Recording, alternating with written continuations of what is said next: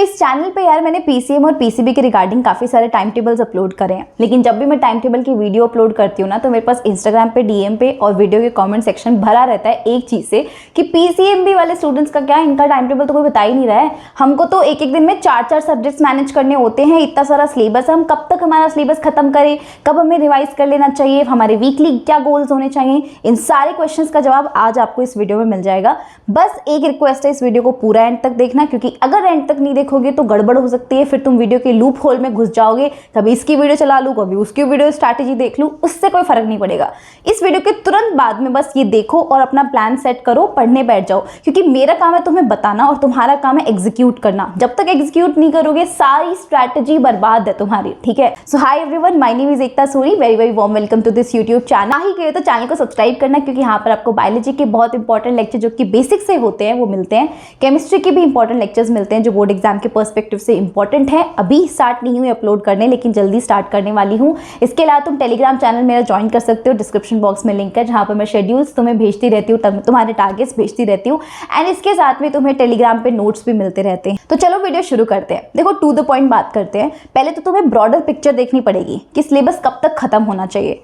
मैं चाहती हूँ कि तुम्हारा सिलेबस मिड अक्टूबर तक खत्म हो। अभी चल रहा है मिड जुलाई से मिड अक्टूबर तक। अब कोई बच्चा लेट देख रहा है तो उसके अकॉर्डिंग थोड़ा सा टाइम आगे पीछे कर लेना, बट ज़्यादा नहीं होगा। दिसंबर के ऊपर तो जाओगे ही नहीं तुम। दिसंबर के ऊपर जा रहे हो, दैट मीन्स कि तुम्हारे पास टाइम नहीं है रिवाइज करने का। सीधे तुम इस एग्जाम हॉल में जाते टाइम ही रिवाइज करोगे और इसके बहुत ज़्यादा हाई चांसेस है कि तुम्हारे नंबर कम आएंगे। इसलिए रिवाइज करने के लिए तुम्हें सिलेबस एटलीस्ट मिड अक्टूबर तक खत्म करना ही पड़ेगा, या लास्ट एंड अक्टूबर तक, ठीक है। तो मैं मान के चलती हूँ मिड अक्टूबर तक। अब मिड जुलाई से मिड अक्टूबर मतलब 3 मंथ्स रहते हैं, और 3 मंथ्स में एक बार सिलेबस को गो थ्रू करना पड़ेगा, फिनिश करना पड़ेगा। अब काफ़ी सारे स्कूल्स होते हैं जो तुम्हें धीरे धीरे करवाएंगे। स्कूल्स में ऐसे ही चलता है, तो स्कूल्स के अकॉर्डिंग चलोगे तो तुम्हारा सिलेबस कभी कंप्लीट नहीं होने वाला। तुम्हें खुद को अपना एफर्ट डालना पड़ेगा सिलेबस कंप्लीट करने के लिए। कभी कभार तुम स्कूल मिस भी कर दोगे, चलेगा यार, कोई प्रॉब्लम नहीं। इनिशियली कर दो, कोई प्रॉब्लम नहीं, लेकिन जब बोर्ड एग्जाम के पास में जाने लगो, यानी प्रैक्टिकल एग्जाम आने लगे, तब टीचर के सामने बहुत ज़्यादा रहो, ताकि टीचर को लगे कि हाँ तुम बहुत सिंसियर हो, बहुत ज़्यादा पढ़ते भी हो। ये सब होगा तब तुम्हारे प्रैक्टिकल्स में भी नंबर मिलेंगे। तो इनिशियली तुम स्कूल भी 1-2 बार स्किप कर सकते हो, इट्स ओके। वीकली अगर तुम एक बार नहीं गए कोई बात नहीं है अपना, लेकिन घर पे अगर बैठ रहे हो तो टाइम पास नहीं करना है, पढ़ाई करनी है उसके अंदर, ठीक है। तो अभी 24 आवर्स को एक बार स्प्लिट करते हैं। 24 आवर्स में से ना मैं मान के चलती हूँ तुम 6 घंटे स्कूल जाते हो और 4 घंटे ट्यूशन जाते हो, अगर लेते हो तो। ट्यूशन नहीं लेते हो तो तुम्हारे पास ये 4 घंटे सेव होते हैं, है ना। तो अपनी सिचुएशन के अकॉर्डिंग इसको मॉडिफाई कर लेना। अगर तुम्हें पर्सनल मेंटोरशिप चाहिए, पर्सनलाइज टाइम टेबल चाहिए, क्योंकि मुझे नहीं पता ना कि तुम्हारा डेली रूटीन क्या रहता है। अगर तुम्हारा डेली रूटीन मुझे पता होगा तो मैं तुम्हारे अकॉर्डिंग तुम्हारा टाइम टेबल सेट करके दूंगी। और अगर तुम्हें पर्सनलाइज टाइम टेबल चाहिए तो डिस्क्रिप्शन बॉक्स में उसकी भी लिंक अवेलेबल है। 1-on-1 पर्सनल मेंटोरशिप भी मैं देती हूँ, जहाँ पर तुम्हें टाइम टेबल तुम्हारे डेली रूटीन के हिसाब से देती हूँ। तो अब एक जनरल टाइम टेबल की बात करते हैं कि 6 घंटे जनरली स्कूल रहता है, 4 घंटे अपना ट्यूशन रहता है, तो हो गए 10 घंटे। 24 में से 10 गए, 14 आवर्स बचते हैं बीच। 14 आवर्स में से 10 आवर्स जो होते हैं वो सोने में चले गए, एंटरटेनमेंट में चले गए, खाने पीने में चले गए, उसमें हो गया। और बचे हुए जो 4 घंटे होते हैं, मैं चाहती हूँ कि तुम इस पर सेल्फ स्टडी करो। तो इन 14 घंटे में से जो 10 घंटे बताए हैं ना, उस 10 घंटे के अंदर तुम्हें 7 घंटे तो एटलीस्ट नींद चाहिए, क्योंकि एक ह्यूमन बीइंग को अच्छे से वर्क करने के लिए 7 घंटे की नींद चाहिए होती है। इससे ज़्यादा लेना भी बुरा है, इससे कम लोगे तो दिमाग पे बर्डन पड़ेगा, सर दर्द होने लगेगा। फिर 3 घंटे जो बचते हैं वो एंटरटेनमेंट में, खाने पीने में, एंटरटेनमेंट में। ये नहीं कि खाना खाने बैठे हैं, सामने तारक मेहता का उल्टा चश्मा चल रहा है, 1 घंटा कहाँ निकल गया पता ही नहीं है, फैमिली डिनर के बीच में बैठे हैं, सबके साथ खा रहे, कोई जरूरत नहीं है। अपना अकेले खाना खाओ या फैमिली के साथ भी खा रहे हो तो फैमिली के साथ खाओ, लेकिन फटाक से खा के अपना काम निपटाओ उसको, ठीक है, ताकि तुम्हारा टाइम अच्छे से मैनेज हो पाए। अब उसके अलावा जो हमारे पास 4 घंटे होते हैं उसको हमें अच्छे से बस यूटिलाइज करना है। 4 घंटे हर दिन हमें सेल्फ स्टडी के लिए निकालने हैं, चाहे किसी भी हाल में, क्योंकि ट्यूशन और स्कूल का कोई मतलब नहीं है, मैं बता रही हूँ, जब तक तुम अपनी सेल्फ स्टडी नहीं करते हो, ठीक है। अब पूरे दिन में से इन 4 घंटे में हमें पढ़ना क्या है, कब तक क्या पढ़ना चाहिए, वीकली गोल्स क्या होने चाहिए, मंथली गोल्स क्या होने चाहिए, इसकी बात करते हैं। लेकिन इसकी बात करने से पहले मैं तुम्हें एक इंपॉर्टेंट इन्फॉर्मेशन देना चाहती हूँ। अगर तुम क्लास 12th में हो और अभी भी ये सोच रहे हो कि यार पता नहीं फ्यूचर में हमें क्या करना है, पता नहीं फ्यूचर में हम कौन सा कोर्स करेंगे, हो सकता है तुम में से कुछ डमी स्कूल वाले स्टूडेंट्स हो जिनका ऑलरेडी डिसाइडेड है कि यार जेई देना, नीट देना, या ये फलाना ढिमकाना एग्जाम देना है। अगर तुम्हारा ऑलरेडी डिसाइडेड है तो ठीक है, है ना। लेकिन अगर तुम्हारा डिसाइडेड नहीं है और तुम सोच रहे हो मैं बीएससी वगैरह करूँ, तो मैं एक बहुत ही अमेजिंग बीएससी कोर्स के बारे में तुम्हें बताना चाहती हूँ। और अगर तुम जानते हो तुम्हारे अपने सीनियर्स को या कोई बड़े भाई बहन को जो ऑलरेडी इस असमंजस वाली कंडीशन में है कि यार 12th खत्म हो गए हैं, अब क्या करना चाहिए, है ना, तो 12th के रिजल्ट आ गए हैं तो क्या करना चाहिए, तो उनको भी तुम रेकमेंड कर सकते हो। बीएससी ऑनर्स का कोर्स है साइकोलॉजी का, ऋषि होड यूनिवर्सिटी में। काफी अमेजिंग कोर्स है। इसकी क्या क्या बेनिफिट्स है मैं तुम्हें बता देती हूँ। देखो, ये कोर्स है बीएससी ऑनर्स इन साइकोलॉजी। अब साइकोलॉजी ही क्यों? देखो, मैं ऐसा नहीं बोल रही कि साइकोलॉजी ही लो, तुम्हारे इंटरेस्ट के अकॉर्डिंग लो, है ना। अगर तुम्हें किसी और सब्जेक्ट में इंटरेस्ट है, डेफिनेटली वहां से बीएससी करो। लेकिन अगर तुम पूछोगे स्कोप की बात, तो ऑब्वियसली बात है साइकोलॉजी में काफी स्कोप है, क्योंकि लोगों को इतना स्ट्रेस और एंजाइटी हो रहा है ना इस टाइम पर, साइकोलॉजिस्ट की बहुत ज्यादा डिमांड है, स्पेशली अर्बन सिटीज के अंदर। लेकिन नॉर्मल कॉलेजेस में तुम्हें सिर्फ पढ़ा दिया, ऐसा नहीं होता है। यहाँ पर पढ़ाना तो होता ही है, लेकिन प्रैक्टिकल जो नॉलेज होती है, इंडस्ट्री एक्सपोजर जो होता है, कि तुम इंडस्ट्री में अपने कॉलेज से निकलने से पहले ही तुम इंटर्नशिप कर रहे हो, पेड इंटर्नशिप कर रहे हो, इंडस्ट्री के साथ में जिस इंडस्ट्री में तुम जाना चाहते हो वहां पर उसका एक्सपोजर तुम्हें प्रैक्टिकली मिल रहा है, वो चीज बहुत कम कॉलेजेस में होती है। मैं अपने एक्सपीरियंस से बता रही हूँ कि अगर तुम ऐसे किसी कॉलेज में चले गए जहां पर सिर्फ पढ़ाई करवाई जाती है और कोई तुम्हें प्रैक्टिकल नॉलेज नहीं दिया जाता, इसके बाद में तुम्हें इतनी टेंशन होगी ना कि यार बीएससी करने के बाद कोई कोर्स ही नहीं होता, बीएससी करने के बाद तो हमें बस जॉब ही नहीं मिलती। ऐसा बहुत लोगों को लगता है कि बीएससी के बाद जॉब नहीं लगती। देखो, तुम्हें अगर रिसर्च में इंटरेस्ट है तो तुम्हें यहाँ पर 1 लाख की रिसर्च ग्रांट मिलती है,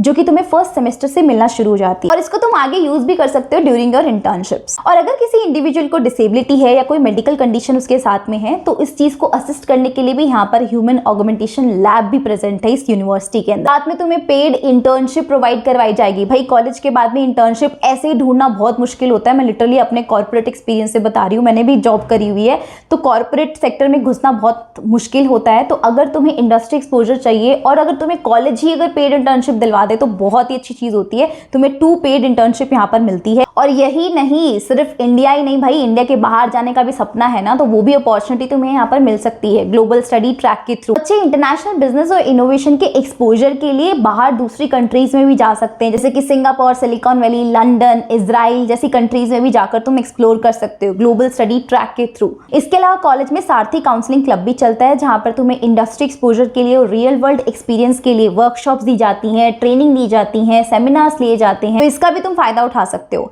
और यही नहीं भाई, यहाँ पर कोचेज और मेंटोर्स जो है ना, वो बड़ी बड़ी कंपनीज में काम करने वाले, बिग 4 में काम करने वाले जो लोग हैं, वो आके तुम्हें मेंटोर कर रहे हैं। उनका नेटवर्क का फायदा तुम्हें यहाँ पर मिलता है, क्योंकि जो हमारे गाइड और मेंटोर्स होते हैं ना, उनके नेटवर्क का फायदा हमें बहुत ज्यादा मिलता है कॉर्पोरेट सेक्टर के अंदर। तो ये बहुत इंपॉर्टेंट चीज है। इसके अलावा तुम साइकोलॉजी से हटकर अगर तुम दूसरे डिपार्टमेंट जैसे कि इंजीनियरिंग वाले सेक्टर में, मेडिसिन के सेक्टर में, इनमें इंटरेस्टेड हो तो इसमें भी जा सकते हो, क्योंकि यहाँ पर तुम्हें इंटरडिसिप्लिनरी एक्सपीरियंस भी मिलेगा, जहां पर तुम्हारी प्रॉब्लम सॉल्विंग स्किल्स भी इंप्रूव हो जाएंगे। इसके अलावा जो कॉलेज में इलेक्टिव सब्जेक्ट्स होते हैं ना, तो बहुत ही नॉर्मल कॉलेजेस में बहुत ही बेकार से सब्जेक्ट्स होते हैं जो ट्रेडिशनल सब्जेक्ट्स होते हैं, लेकिन यहाँ पर मॉडर्न इलेक्टिव सब्जेक्ट्स होंगे, जैसे कि film, literature, product management, social work. जिस भी चीज में तुम्हें इंटरेस्ट है वो तुम इलेक्टिव सब्जेक्ट चूज कर सकते हो। अब एक सवाल आ गया, करियर अपॉर्चुनिटीज क्या है? भाई देखो, इतना कॉर्पोरेट एक्सपीरियंस तुम्हें मिल जाएगा, तुम इंटर्नशिप करने लगोगे, ऐसे ऐसे लोग तुम्हें कोच कर रहे होंगे, पढ़ा रहे होंगे, तो ऑब्वियस ही बात है कि तुम्हारा नेटवर्क भी बिल्ड हो जाएगा। तो कॉर्पोरेट सेक्टर में घुसना तो बहुत आसान हो जाएगा, और एचआर सेक्टर में तुम घुस सकते हो, अदर कॉर्पोरेट जॉब्स भी होती है, आसानी से घुस सकते हो। रिसर्च स्पेशलिस्ट रोल पे जा सकते हो, क्योंकि तुमने यहाँ पर रिसर्च कर रखी होगी, क्योंकि तुम्हें 1 लाख का जो रिसर्च ग्रांट मिलता है ना,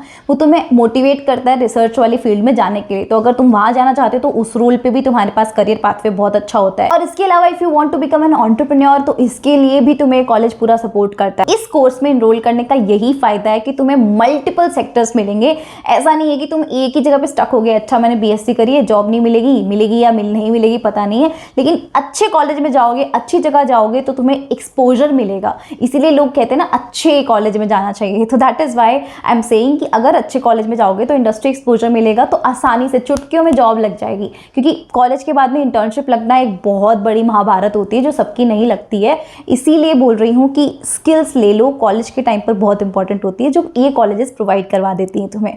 अब इसके अंदर एडमिशन लेने का क्या प्रोसीजर होता है, तुम्हें सिंपली एक एप्लीकेशन फॉर्म फिल करना है, जिसका लिंक मैं डिस्क्रिप्शन बॉक्स में दे रही हूँ। उसके बाद में तुम्हें एक एप्टीट्यूड टेस्ट देना है, और उसके बाद तुम्हारा एक पर्सनल इंटरव्यू होगा। और अगर पर्सनल इंटरव्यू क्लियर हो जाता है, उसके बाद में you can start your journey with Rishihood university, and इसका फीस स्ट्रक्चर तुम्हें स्क्रीन पर दिख रहा होगा, डिस्क्रिप्शन बॉक्स में लिंक है, अभी जाके फॉर्म फिल कर दो if you are interested in this. तो चलो भाई back to the time table. तो मैं बता रही थी कि तुम्हें दिन में जो तुम्हारे 4 घंटे सेल्फ स्टडी करनी ना, उसको तुम्हें कैसे यूटिलाइज करना और एक वीक का तुम्हारा क्या टारगेट होना चाहिए।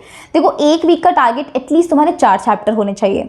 ज़्यादा लग रहे होंगे अभी मुझे पता है, लेकिन 4 चैप्टर जब तक नहीं करोगे तो 3 महीने में सिलेबस नहीं होगा।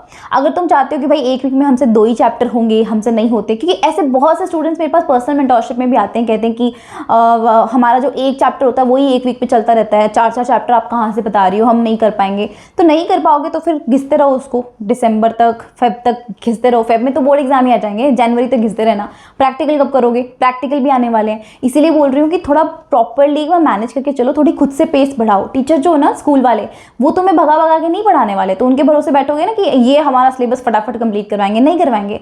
उनको क्या पड़ी कि वो तुम्हारा अक्टूबर तक सिलेबस कंप्लीट करवा दें, क्योंकि उसके बाद तो वो तुम फ्री हो जाओगे, वो फ्री हो जाएंगे। ऑब्वियसली बात है, वो तुम्हें नहीं करवाने वाले, वो घिस घिस के धीरे धीरे करवाएंगे। अब आज के टाइम में तुम्हारे पास कोई रिसोर्सेज की कमी है क्या, जो तुम टीचर्स को, अपने स्कूल वाले टीचर्स को वेट कर रहे हो कि भाई जप रहे हो उनको कि हाँ सिलेबस कंप्लीट होगा?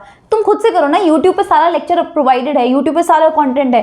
फिजिक्स का देख लो, केमिस्ट्री का देख लो, बायो पे तो इस चैनल के ऊपर डालने वाली हूँ, केमिस्ट्री का भी इस चैनल पे डालने वाली हूँ। तो यार उस हिसाब से अपना सिलेबस कंप्लीट करो, थोड़ा सा अपने तरीके से पेस बढ़ाओ, ठीक है। एक हफ्ते में तुम करोगे 4 चैप्टर, कैसे करने में बता देती हूँ। देखो एक दिन में चारों सब्जेक्ट्स नहीं उठेंगे, ये अपने मेन सब्जेक्ट्स हैं, इंग्लिश और जो आपका IT वाईटी या किसी के पास में PE होगा, फिजिकल एजुकेशन, तो वो तो चल जाता है, वो तो अपन लास्ट में मोमेंट पे आके भी रट लेते तो चल जाता है। अगर अभी अपन को मेन सब्जेक्ट्स पे फोकस नहीं करेंगे ना तो बाद में नहीं हो पाएगा, है ना। इन सब्जेक्ट्स पे तो हो जाएगा, इंग्लिश वगैरह पे तो हो जाएगा, इस पे अपन को अभी करना है। तो इन 3 महीने के अंदर मैं एक वीक का टारगेट 4 चैप्टर मान के चल रही हूँ, और एक वीक में अपन को एक दिन में सिर्फ 2 सब्जेक्ट्स पढ़ने हैं।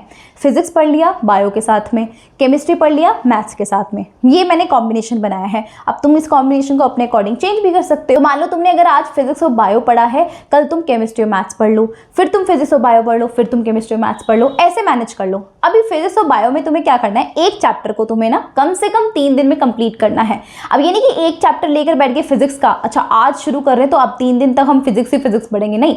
आज एक चैप्टर फिजिक्स का भी उठाओ और बायो का भी उठाओ, अब उसको 3 दिन लगा के कंप्लीट करो, ठीक है। हफ्ते में होते हैं 6 दिन, 6 दिन में से आपको 3 दिन जो है ना वो 2 सब्जेक्ट्स के 2 चैप्टर कंप्लीट करने हैं, और बचे हुए 3 दिन के अंदर बाकी के जो 2 सब्जेक्ट्स बच गए उनके 2 चैप्टर्स कंप्लीट करने हैं। अब कैसे कंप्लीट करोगे? स्कूल वालों के भरोसे नहीं, यूट्यूब पे आ जाओ, यूट्यूब पे है, या फिर कोई बैच ले रखा है किसी का, वहां से कंप्लीट कर लो। एक चैप्टर इतना बड़ा भी नहीं होता कि तुम्हें 3 दिन में कंप्लीट नहीं हो पाए तुमसे, है ना। हर दिन तुम्हारे पास 4 घंटे हैं, 2 घंटे अपना एक सब्जेक्ट को दो, फिर 2 घंटे दूसरे सब्जेक्ट को दो। ऐसा तुम 3 दिन तक लगातार करते जाओ, ठीक है। फिर 2 घंटे आज बायो पढ़ ली, फिर 2 घंटे आप फिजिक्स पढ़ ली, फिर वापस से कल सेम पैटर्न, उसके बाद में अगले दिन वापस सेम पैटर्न। तो 3 दिन तक लगातार सेम पैटर्न चलाते रहो। इतना टफ नहीं होता है, ट्रस्ट मी। पार्ट्स में 3 पार्ट्स में एक चैप्टर तोड़ लोगे तो आसानी से हो जाता है, वो भी बोर्ड लेवल का, है ना। मैं कोई नीट और IIT की बात नहीं कर रही हूँ, बोर्ड्स लेवल का हो जाता है, इतना कोई टफ नहीं होता, ठीक है। उसके बाद में बचे हुए जो रेस्ट 3 डेज होते हैं उसमें तुम्हें केमिस्ट्री और मैथ्स को उठाना है, सेम तरीके से तुम्हें ये फ्लो चलाना है। फिर संडे आ जाए, संडे के दिन बैठो, प्रीवियस ईयर क्वेश्चंस की प्रैक्टिस करो। संडे के दिन बैठकर तुम्हें पूरा जो वीक में तुमने पढ़ा है उसको रिवाइज कर लो, ठीक है, ताकि तुम भूलो नहीं इस चीज़ को। वो संडे को तुम्हें करना। अब इस चीज़ का पीरियोडिक रिवीजन भी तुम कर सकते हो अगर तुम्हारे पास टाइम है। जैसे कि इस वीक में जो तुमने पढ़ा है, अब तुम अगला वीक छोड़ दो, फिर उसके अगले वीक में जाकर इस वीक में जो तुमने पढ़ा है तब रिवाइज करो, ठीक है। एक वीक छोड़कर एक बार क्विकली गो थ्रू कर लो, ठीक है। नोट्स हैंड टू हैंड बना के रखना, क्योंकि नोट्स किसी के भी नहीं लेने हैं। तुम्हें लगे कि तुमसे नोट्स नहीं बन रहे हैं तो किसी के नोट्स ले लेना, किसी सीनियर के ले लेना। मैं भी तुम्हें नोट्स प्रोवाइड करती हूँ बायो के, तुम मेरे नोट्स से पढ़ लेना, लेकिन प्रेफर ये करना कि खुद के बनाओ। नहीं बनते कोई बात नहीं, मैं प्रोवाइड कर दूंगी, बहुत अच्छे नोट्स प्रोवाइड करूंगी, डोंट वरी, ठीक है। बायो के तो मैं बहुत सारे कर भी रखे हैं, केमिस्ट्री के भी आएंगे, बायो के भी आ जाएंगे, ठीक है। तो उससे भी तुम अपना काम चला सकते हो। फिजिक्स के 14 है, केमिस्ट्री के 10 है, बायो के 13 है, मैथ्स के भी 13 है, टोटल मिला के 50 चैप्टर हैं। दिन हमारे पास 90 है, 90 डेज 50 चैप्टर, दैट मीन एक चैप्टर को तुम देख लो कितने दिन में कंप्लीट करना, और एन एवरेज 1.5 से 2 दिन के अंदर कंप्लीट करना होता है ना। तो अब 90 डेज का भी अपन मान के चल रहे हैं, अभी तो 90 डेज ही मान के चल रहे हैं। अब मान के चलते कि भाई तुम थोड़ा मिड अक्टूबर तक नहीं कर पाओ, तुम 10 डेज और स्ट्रेच कर लो,